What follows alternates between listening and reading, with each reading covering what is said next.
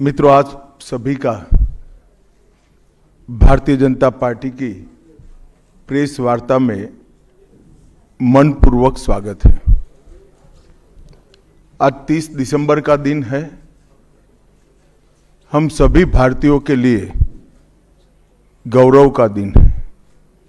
आज ही के दिन 1943 में बंगाल की भूमि के सुपुत्र और देश के महान स्वतंत्रता सेनानी नेताजी सुभाष चंद्र बोस ने पोर्ट ब्लेयर में पहली बार आजाद भारत का झंडा फहराने का काम किया था। तो एक प्रकार से हमारे आजादी के संग्राम का ये बहुत महत्वपूर्ण मकाम था।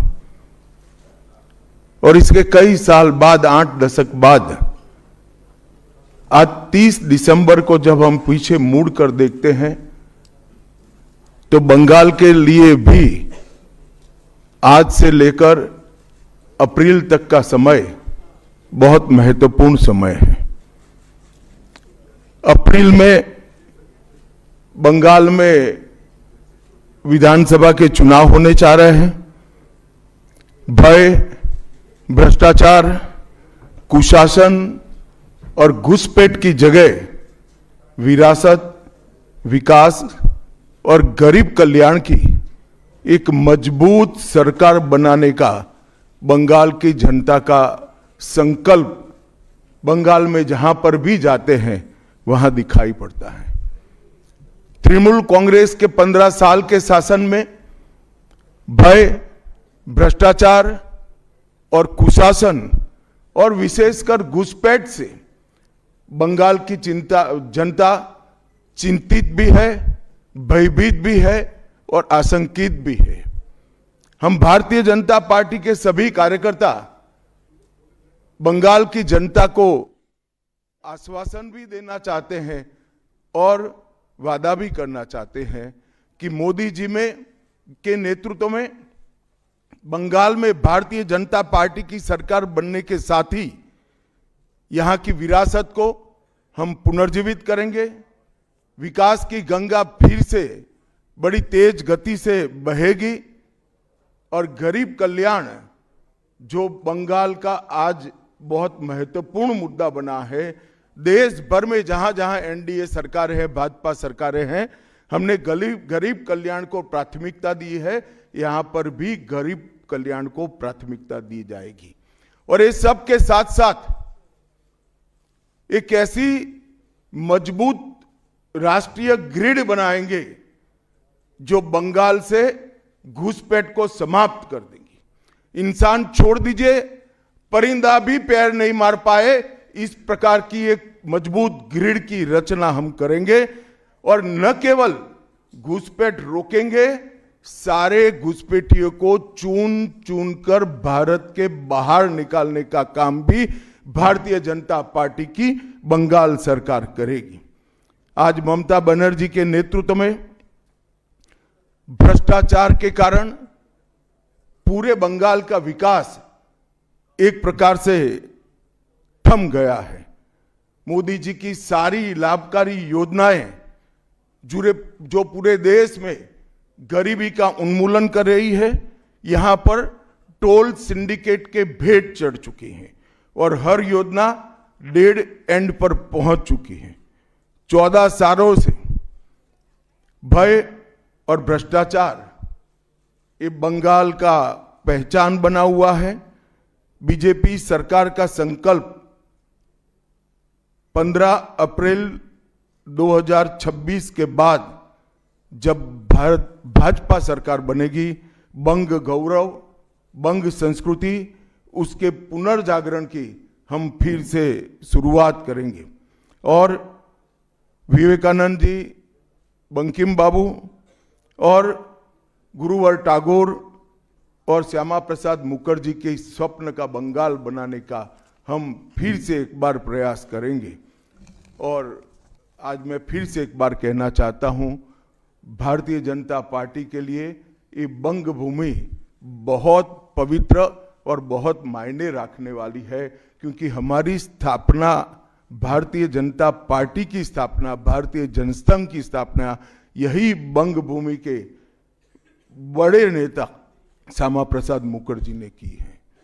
भारतीय जनता पार्टी की स्थापना से स्वामी विवेकानंद और बंकिम चंद्र चट्टोपाध्याय, इनका अनुकरण भारतीय जनता पार्टी ने अपने सभी सिद्धांतों के अंदर किया है। मित्रों, आज जब मैं कह रहा हूं कि इस बार 26 के बंगाल के विधानसभा चुनाव में बंगाल में हमारी सरकार बनेगी, इसका मजबूत आधार भी भारतीय जनता पार्टी के पास है। मैं आपको 2014 से 2024 तक के चुनाव के यात्रा के परिणामों को बताना चाहता हूं। 2014 के लोकसभा चुनाव में हमें 17% वोट मिले थे और 2 सीटें मिली। मेरी बात जरा सभी पत्रकार बंधु ध्यान से सुने। 2014 के चुनाव में हमें 17% वोट और 2 सीट मिले थे। 2016 के विधानसभा चुनाव में हमें 10% वोट मिले और विधानसभा की केवल 3 सीटें मिली थी। फिर 14 से 19 के बाद 19 के लोकसभा चुनाव में हमें 41% वोट मिले और 18 सीटें मिली। और 21 के विधानसभा चुनाव में हमें 38 वोट मिले और 77 सीटें मिली। ये बहुत बड़ा अंतर है।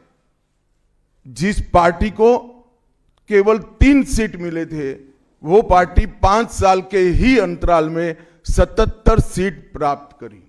और इसका नतीजा देखिए, कांग्रेस, जिसकी एक प्रकार से स्थापना ही बंगाल से शुरू हुई, वो कांग्रेस पार्टी बिग जीरो पर पहुंच गई। और 34 साल तक शासन करने वाला कम्युनिस्ट गठबंधन भी एक भी सीट प्राप्त नहीं कर पाया और हमने मुख्य विपक्ष का स्थान प्राप्त किया। आज शुभेंदु जी मेरे साथ यहां पर बैठे हैं, वो हमारे प्रतिपक्ष के नेता हैं। 24 के चुनाव में भी हमने 39% वोट प्राप्त किया, 12% सीट प्राप्त की, 12 सीटें प्राप्त की। और 26 में हम निश्चित रूप से प्रचंड बहुमत के साथ भारतीय जनता पार्टी की सरकार बनाने वाले हैं। मित्रों, ये 24 से अब तक का समय भारतीय जनता पार्टी के लिए बहुत शुभंकर सिद्ध हुआ है। 24 में लगातार तीसरी बार नरेंद्र मोदी जी इस देश के प्रधानमंत्री बने। उसके बाद महाराष्ट्र में, हरियाणा में, दिल्ली में और अब बिहार में भारतीय जनता पार्टी की सरकारें बनी हैं।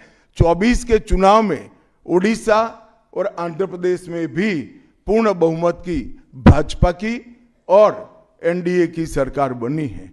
मुझे पूरा भरोसा है कि 2026 में बंगाल में 2/3 बहुमत के साथ भारतीय जनता पार्टी की सरकार बनेगी। ये बंगाल की जनता तय कर बैठी है।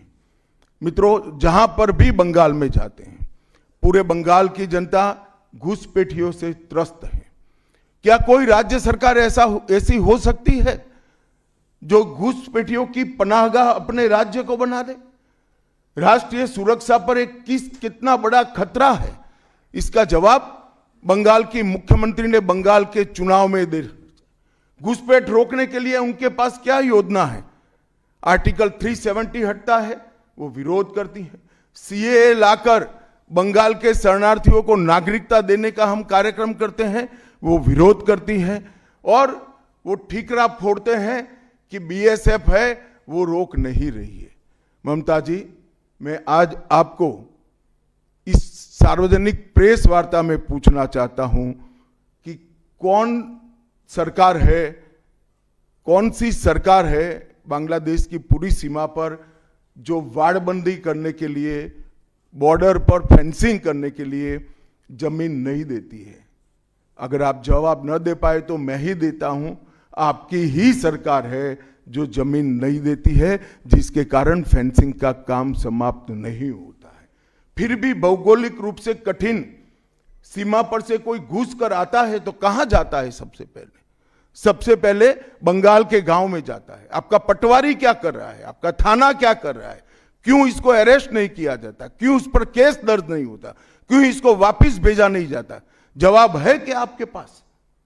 क्या बंगाल की मुख्यमंत्री जवाब दे सकती है कि असम में घुसपैठ क्यों बंद हो गई, त्रिपुरा में घुसपैठ क्यों बंद हो गई, गुजरात और राजस्थान की बॉर्डर पर घुसपैठ क्यों नहीं होती है, पंजाब की बॉर्डर पर घुसपैठ क्यों नहीं होती है, कश्मीर की बॉर्डर पर घुसपैठ क्यों नहीं होती है, सिर्फ बंगाल में क्यों होती है?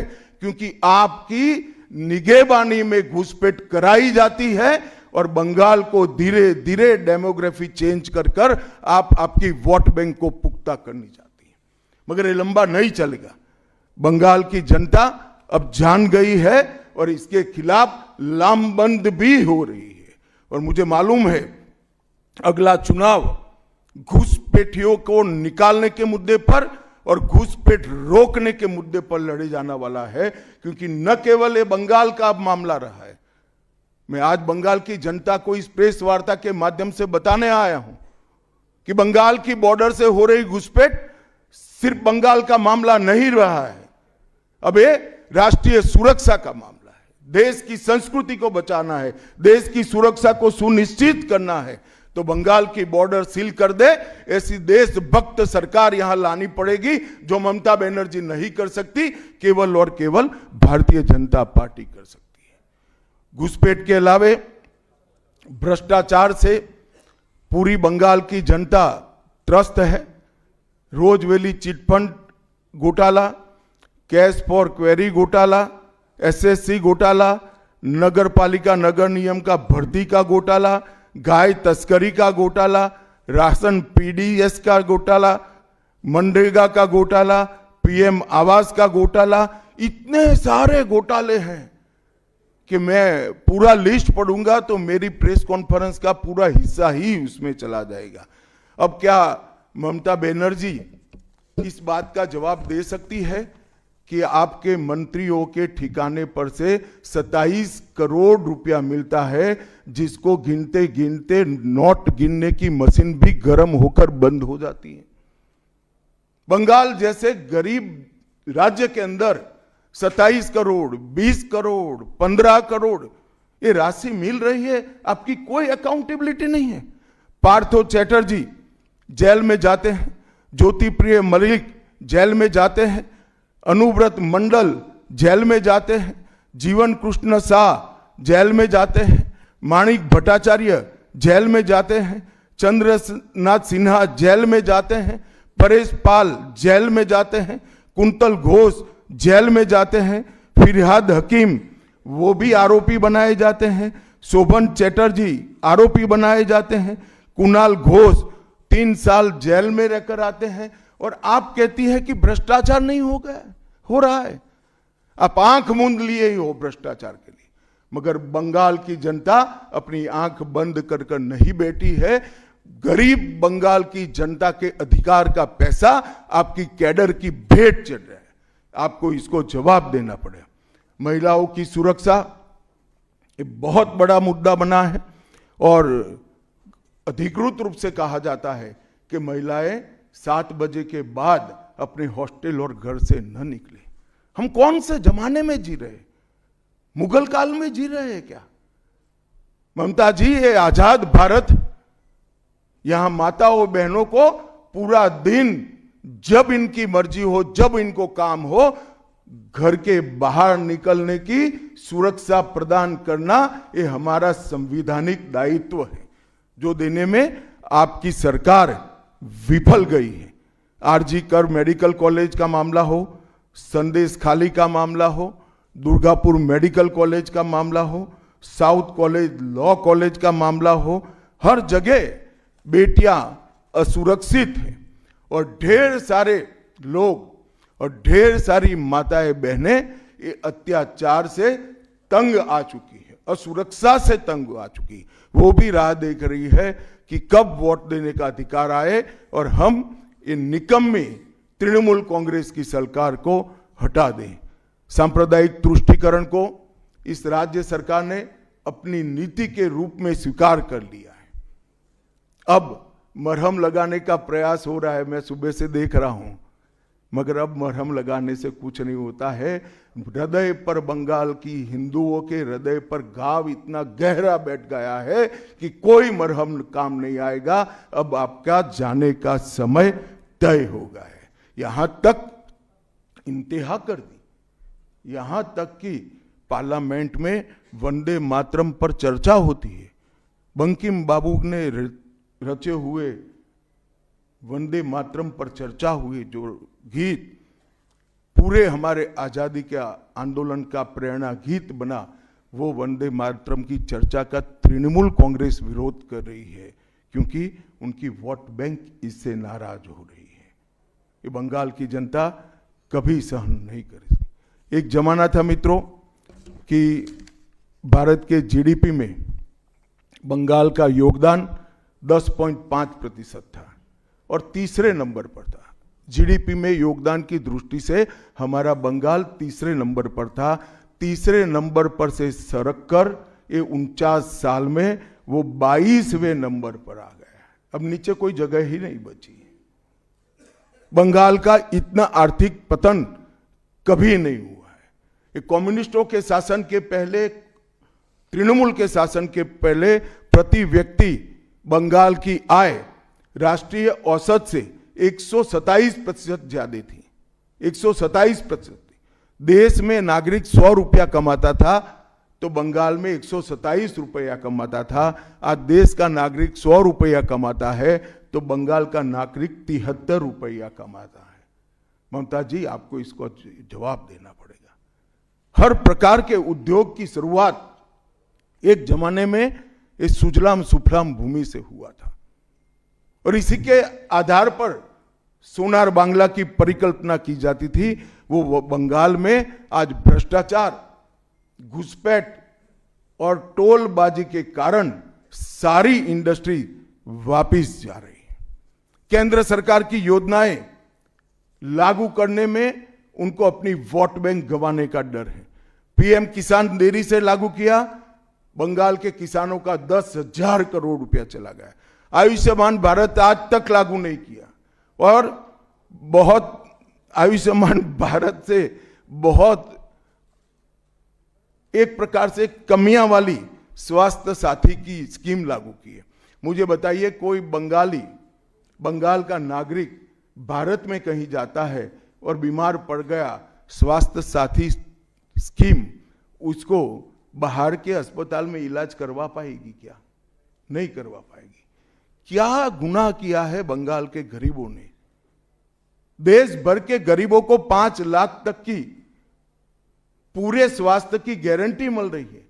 अरे कई राज्यों ने किया कि केंद्र 5 लाख दे रहा है, उन्होंने और 5 लाख जोड़ दिए।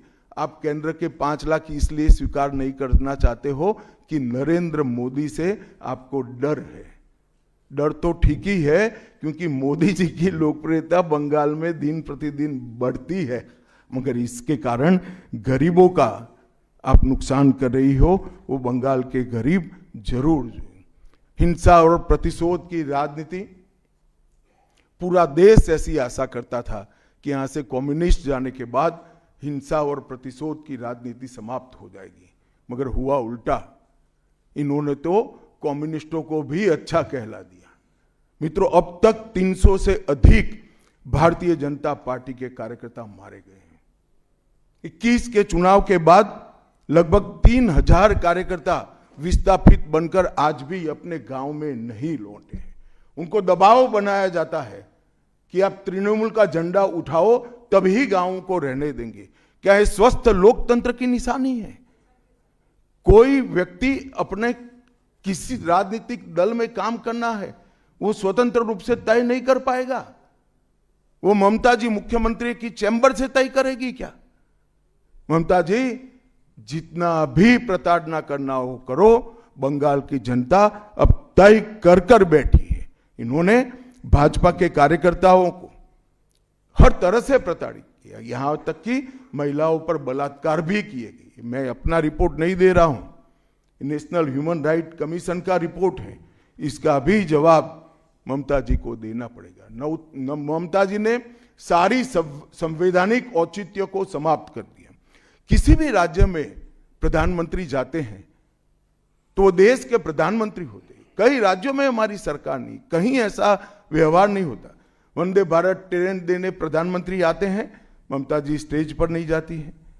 कई प्रकार के भारत सरकार के सुप्रीम कोर्ट के आदेश से बने हुए, मेरी बात ध्यान से सुनिएगा, सुप्रीम कोर्ट के आदेश से बने हुए भारत सरकार के डीओपीटी के रूल्स ये तोड़ देती है, मरोड़ देती है। डीजीपी और मुख्य सचिवों की अपॉइंटमेंट में मनमानी करती है। रिटायर्ड होने के बाद सलाहकार बनाकर प्रॉक्सी डीजीपी और प्रॉक्सी सीएस बैठाने का काम करती है। ये 34 साल कम्युनिस्टों का शासन और 15 साल टीएमसी का शासन, ये केंद्र विरोधी मानसिकता बंगाल की जनता में खड़ा कर हमारी संविधान की स्पिरिट थी, उस स्पिरिट का कंप्लीट इन्होंने अनादर करने का काम किया है। ममता बनर्जी के शासन में सिंडिकेट, तोलबाजी, कट मनी, न केवल वो सिस्टम को बढ़ावा दिया है, यहां कमाई करने का अधिकार एक ही व्यक्ति को है, भाईपो को है, और किसी को कमाई करने का अधिकार नहीं है। सब में हिस्सेदारी देनी पड़ती है। बंगाल एक जमाने में सब बात में सबसे पहले था। सबसे पहला मोटर कारखाना पश्चिम बंगाल में लगा। सबसे पहला पावर प्लांट 1887 में बंगाल में लगा। सबसे पहली कोयलरी बंगाल में आई। सबसे पहला स्टील प्लांट बंगाल में लगा। देश की सबसे पहली हाई राइज बिल्डिंग बंगाल में बनी। देश के सबसे पहली जूट मिल बंगाल में बनी। देश की पहली मेट्रो ट्रेन बंगाल में आई। एक ही शहर में 2 पोर्ट एक ही जगह है, बंगाल में है। और देश की सबसे पहली आधुनिक यूनिवर्सिटी कलकत्ता यूनिवर्सिटी भी बंगाल में बनी। और विश्व प्रसिद्ध विश्व भारती यूनिवर्सिटी भी, जिसने भारतीय शिक्षा के कंसेप्ट को जमीन पर उतारा, वो भी बंगाल में बनी। मगर ममता जी, आप गौरव मत करिएगा, इसमें से कुछ आपके समय में नहीं हुआ है। ये जो करने वाले थे, उनके पूरे रिदम को, इनकी लय को, बंगाल की विकास की गति को तोड़ने का आप काम करें। बंगाल आज इंडस्ट्रियल रूप से कंप्लीटली बर्बाद हो चुका है, और ये आपके शासन में ही हुआ है। आधा अधूरा तो कम्युनिस्ट बेचारे कर गए थे, आपने तो पूरा ही समाप्त कर दिया। सिंडिकेट राज, तालेबाजी, शत्रुतापूर्ण माहौल, इसके कारण 2011 से 25 के बीच में 7000 से ज्यादा कंपनियां बंगाल छोड़कर बंगाल के बाहर चली गई। और मित्रों, ये बहुत बड़ा सेटबैक बंगाल के आर्थिक विकास के लिए है।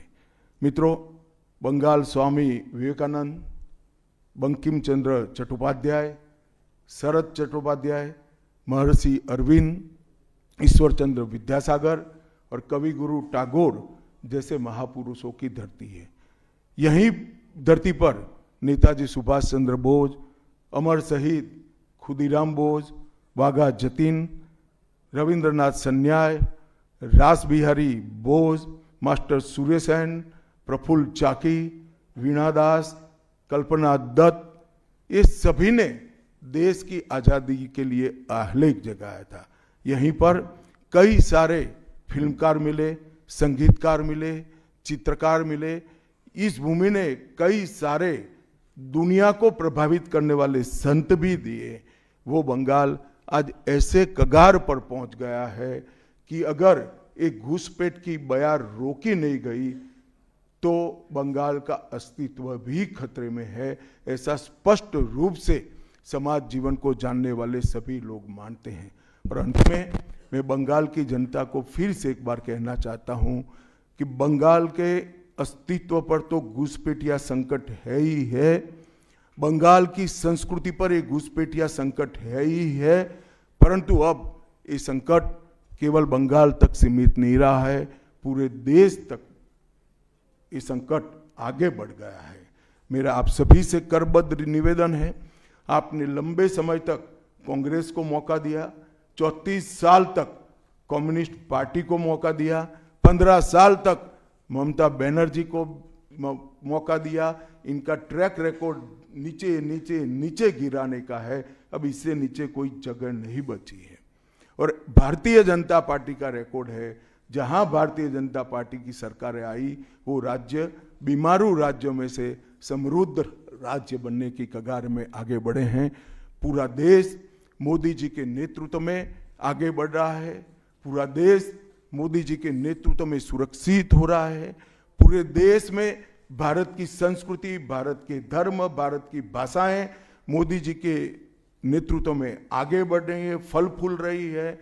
बंगाल की जनता को मैं विनती करता हूं कि मोदी जी के नेतृत्व में पूर्ण बहुमत की, प्रचंड बहुमत की एक भारतीय जनता पार्टी की सरकार बनाइए। हम कवि गुरु की कल्पना का, विवेकानंद की कल्पना का, बंकिम बाबू की कल्पना का बंगाल बनाएंगे, सोनार बांग्ला बनाएंगे और निश्चित रूप से काम भारतीय जनता पार्टी की सरकार ही कर सकती है, ऐसा मेरा विश्वास है। तो फिर से एक बार समग्र बंगाल की जनता को करबद्ध निवेदन में करना चाहता हूं कि बंगाल में हमें पूर्ण बहुमत दीजिए। बंगाल और पूरे भारत को सुरक्षित करने के लिए ये चुनाव में बाकी सारी चीजें छोड़कर भारतीय जनता पार्टी को जिताने का काम करिए। धन्यवाद। कौन बोलते जाओ नाम भाई, आनंद कोई जल्दबाजी मत करना, मैं समय लेकर आया हूं, आराम से बात करूंगा। राजू चक्रवर्ती बर्तमान।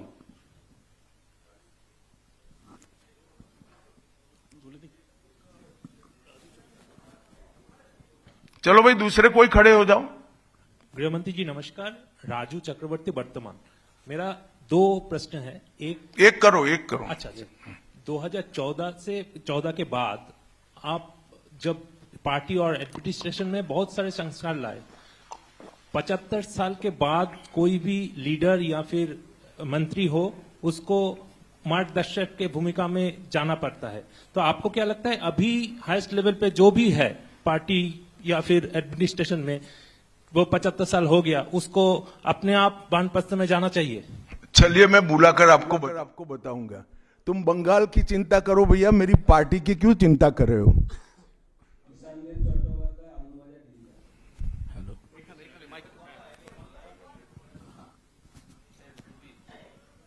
Amit ji, there is anxiety among the Motua communities regarding the papers and documents to be produced in the SIR process.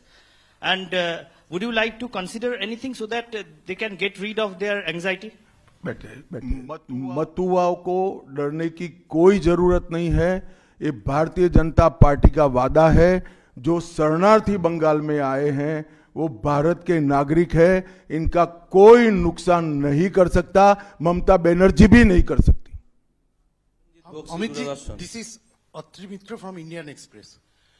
पिछले कई इलेक्शन में हम लोग देखे हैं कि your ground level organisation was failed to dominate in the day of election with TMC. So is your organization is ready for now in 2020? आपने ध्यान से नहीं देखा है। मैंने इसीलिए पहले भाजपा की विकास यात्रा, भारतीय जनता पार्टी की विकास यात्रा बनाई। हम 3 सीट पर थे, 77 पर पहुंचे हैं और 77 से अब एज अ मुख्य विरोध पक्ष हमारा अधिकार है कि विफल सरकार को उखाड़कर हमें जनता शासन देगी। हम 77 सीट पर ऐसे नहीं पहुंच सकते, 18 सीटें ऐसे नहीं जीत सकते हैं। हमारा काम बूथ तक पहुंच चुका है, इसी के कारण हमें सफलता मिली है। प्रसन्नजीत बख्शी, दूरदर्शन। आप विकास की बात कर रहे थे। हम अलग अलग शहर में जब मेट्रो की बात करते हैं तो हम मेट्रो की सूचना, घोषणा देखते हैं और बाद में 2-3 महीने बाद मेट्रो चढ़ते हैं।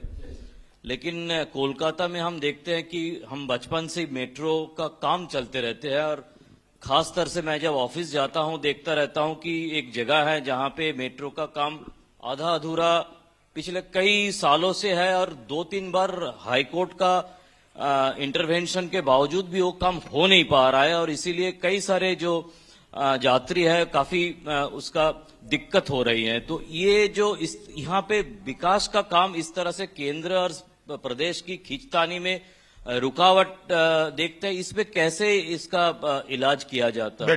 बैठ जाइए। देखिए, भारत सरकार पूरे देश में इंफ्रास्ट्रक्चर के डेवलपमेंट के लिए बहुत सारे काम कर रही है।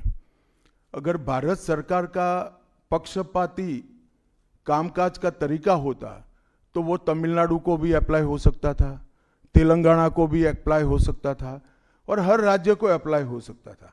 सभी जगह इंफ्रास्ट्रक्चर के काम अच्छे चल रहे हैं। सिर्फ बंगाल में तकलीफ क्यों आ रही है? क्योंकि मेट्रो हवा में नहीं चल सकता, भूमि चाहिए। भूमि पर जो एंक्रोचमेंट है वो खाली कराने का काम राज्य सरकार का है। यहां भारत सरकार जो भी योजना लाए इसका विरोध करना, ये मानसिकता से सरकार चल रही है, जो बंगाल का भी भला नहीं कर रही है, देश का भी भला कर रही है। क्यों तमिलनाडु की मेट्रो में प्रॉब्लम नहीं हो रहा है? क्यों तेलंगाना की मेट्रो में प्रॉब्लम नहीं हो रहा है? यूपी में लखनऊ में मेट्रो तब लगी जब अखिलेश जी मुख्यमंत्री थे, वहां पर भी प्रॉब्लम नहीं हुआ। मेरा तो आपसे आग्रह है, इतने अभ्यासु पत्रकार हो, कुछ पत्रकारों का संघ बनाकर इसके डेप्थ में जाकर व्हाइट पेपर बाहर निकालो कि सारी योजनाएं क्यों अटक गई है, तो आपको मूल कारण मालूम पड़ जाएगा। एबीपी।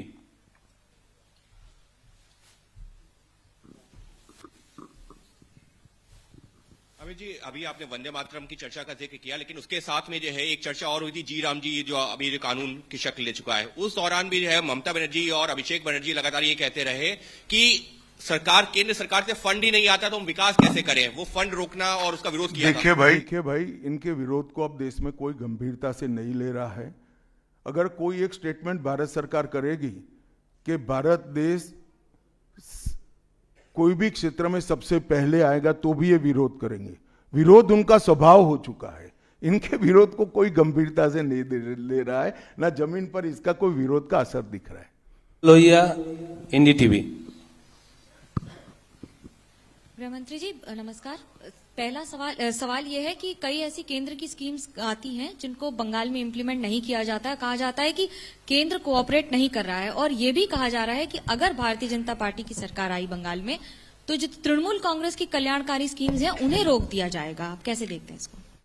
देखिए, मैं बंगाल की जनता को यह अपप्रचार चल रहा है, इससे स्पष्ट रूप से भारतीय जनता पार्टी की ओर से कहना चाहता हूं कि भारतीय जनता पार्टी की सरकार बनने के बाद अभी की जो सरकार जो स्कीमों के नाम से जो कुछ भी चला रही है, एक भी स्कीम बंद नहीं होगा और हमारे घोषणा पत्र में हम जितने भी स्कीमें करेंगे उसको जमीन पर उतारेंगे। ये हमारा रिकॉर्ड है, ट्रैक रिकॉर्ड है, देश भर में।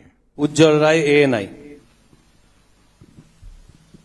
सर, आपने सबसे पहले ही घुसपैठियों की बात की है, जो सबसे बड़ा मुद्दा देश के लिए भी है और खासकर पश्चिम बंगाल जिस तरह से बांग्लादेश का अभी मौजूदा हालात है उसको देखते हुए। लेकिन जो सवाल आपने किया है उस पे प्रतिक्रिया ये मिलती है कि बीएसएफ तो केंद्र के अधीन है, आखिर ये विरोधाभास तुम कहां भाभी जी को याद करते थे? मैंने पहले ही जवाब दे दिया। बीएसएफ जब तक फेंसिंग नहीं होती है तब तक बीएसएफ सुरक्षा नहीं कर सकती है। बीएसएफ को भूमि देनी पड़ेगी फेंसिंग के लिए भारत सरकार को। मेरे स्तर पर मैंने 7 पत्र लिखे ममता बनर्जी को। ये 6 साल के अंदर 3 बार गृह सचिव यहां आकर मीटिंग कर गए चीफ सेक्रेटरी से। मैं पूछना चाहता हूं तृणमूल कांग्रेस की सरकार को, जमीन देने में क्या डर है? कि आपकी कोई रिस्पॉन्सिबिलिटी नहीं है या आप घुसपैठ होने देना चाहते हो? और फिर भी नदी नाले जंगल कहीं से कोई घुसपैठिया आ जाता है, कहां आता है? सबसे पहले गांव के थाने और पटवारी के बगैर कोई रह सकता है? इसके डॉक्यूमेंट कौन बना रहा है? बंगाल सरकार बना रही है। देश भर से जो घुसपैठिए पकड़े जा रहे हैं, इनके पास से बंगाल के डॉक्यूमेंट, फर्जी डॉक्यूमेंट पकड़े जाते हैं। उन्होंने घुसपैठियों को अपनी वोट बैंक मजबूत करने के लिए राज्य सरकार की नीति के रूप में स्वीकार कर लिया है। इसलिए मैं कहता हूं कि तृणमूल कांग्रेस घुसपैठ नहीं रोक सकती। बंगाल की डेमोग्राफी खतरनाक तरीके से बदल रही है और आने वाला समय बहुत चिंताजनक है। 26 के चुनाव से पहले बंगाल में मंदिर मस्जिद की राजनीति शुरू हुई है। आपको पता होगा मुर्शिदाबाद में बाबरी मस्जिद का। एक मिनट, मंदिर और मस्जिद दोनों की राजनीति कौन कर रहा है? एक तृणमूल से निकले हुए एमएलए कर रहे हैं और एक तृणमूल कांग्रेस कर रही है। तो सवाल का एड्रेस गलत है, सवाल तो सही है। निर्माण से बंगाल और भारत में शांति का माहौल बिगड़ सकता है। देखिए, चुनाव के वक्त ये सब करने की परंपरा कितनी उचित है वो बंगाल की जनता को तय करना पड़ेगा, मगर मुद्दा यहां तक सीमित नहीं हुआ है। युवाओं की रोजगारी का है, महिलाओं की सुरक्षा का है, घुसपैठ का मुद्दा है, भ्रष्टाचार का मुद्दा है, इंडस्ट्रीज के पलायन का मुद्दा है, गिरते जा रहे इंफ्रास्ट्रक्चर के स्तर का मुद्दा है। ढेर सारे मुद्दे हुए, कहीं से बच नहीं सकते।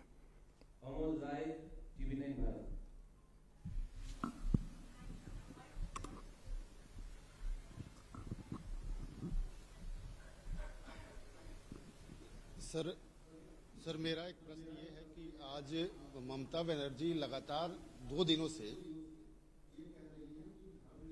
का एक अपना स्वभाव है, लेकिन उनपे जो है तुष्टीकरण का आरोप लगाया जा रहा है और लगातार वो पहले भी मंदिर एक बनवाई है अभी उड़ीसा के तर्ज पे, और दूसरा एक और घोषणा उन्होंने कर दिया महाकाल मंदिर बनाने का। तो चुनाव की दृष्टि से क्या आपको लगता है कि इसका मैं तो भाई किसी भी कारण से मंदिर बनाती है इसका स्वागत करता हूं, मगर बहुत देरी कर दी है उन्होंने।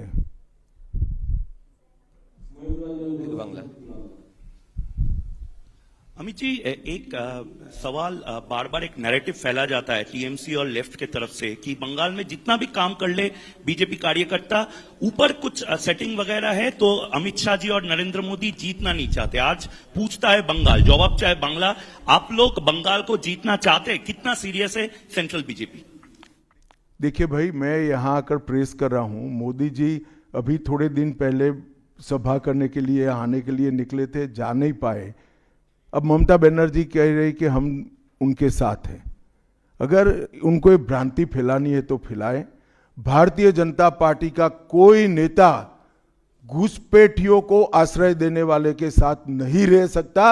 ये भारतीय जनता पार्टी का सिद्धांत है और हम सब भारतीय जनता पार्टी के कार्यकर्ता से लेके मोदी जी तक कटिबद्ध है कि मूल समेत तृणमूल कांग्रेस की सरकार को हम उखाड़ कर फेंक देंगे।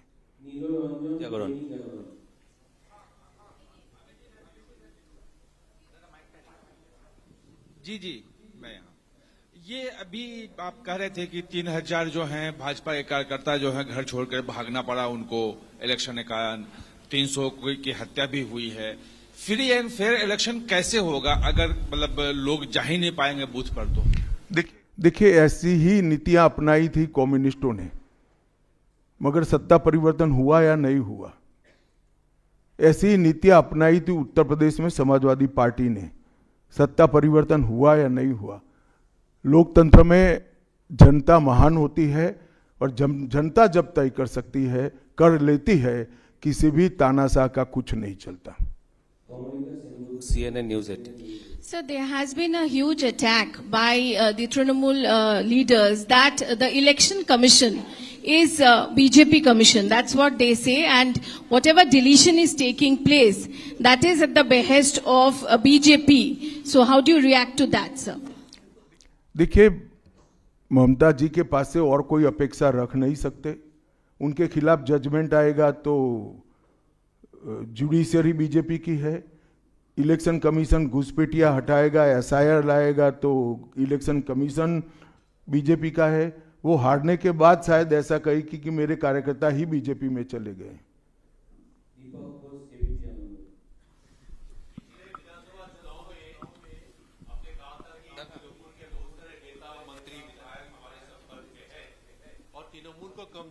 मैंने नहीं कहा भैया, ऐसा कभी नहीं कहा। हाँ, आए ही है।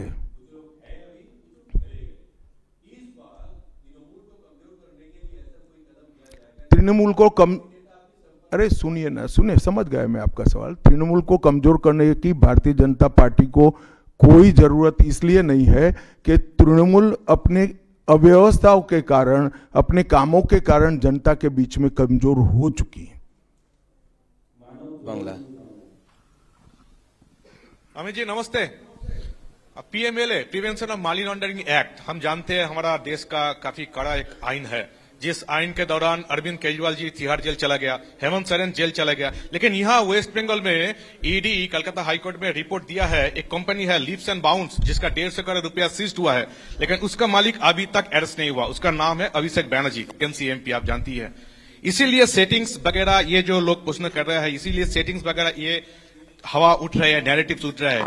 बीजेपी का जो लोअर लेवल का नेता भी है वो भी पूछ रहे हैं कि क्यों अभिषेक बैनर्जी अरेस्ट नहीं हुआ, उसका कंपनी का 150 करोड़ रुपया सीज्ड हुआ फिर भी अरेस्ट नहीं हुआ। बीजेपी के लोअर लेवल के नेता का मुझ पर छोड़ दीजिए, बाकी भारतीय जनता पार्टी किसी भी एजेंसी के काम में दखल नहीं देती है।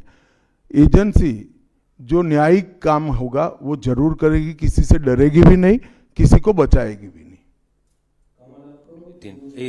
G24।